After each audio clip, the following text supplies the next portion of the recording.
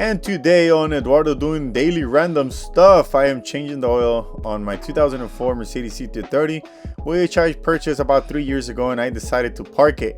I never did anything to it, didn't even change the oil or anything, so I just had it parked there until I decided, you know what, it's time to give it a little tune-up and get it back on the road. So in order for me to do that, I did have to replace the rims and the tires because they were also pretty bad, and 2 of the rims were actually bent. So now I don't know if you can tell, the rotors aren't too bad, but I do feel quite a lot of vibration when I try to brake. I'll do the front ones today, and then I'll worry about the back ones later.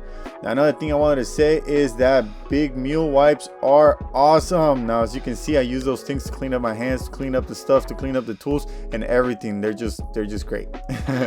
Now, for the people that have asked me in the past, these wheels are actually 18s, and I believe they're 8, I think 8 or 8.5, but they're not staggered like the original ones. But other than that, they do clear up the caliper pretty good, because we know they usually have that issue.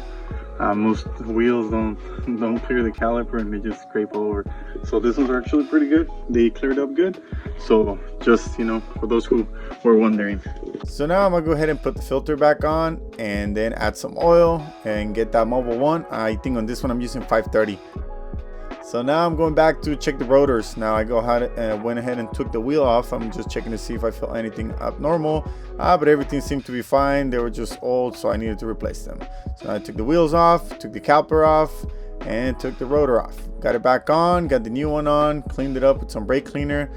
Yes, don't forget about the sensor. So mine only had one, so I went ahead and replaced it. Now I got this one's from my local auto part place.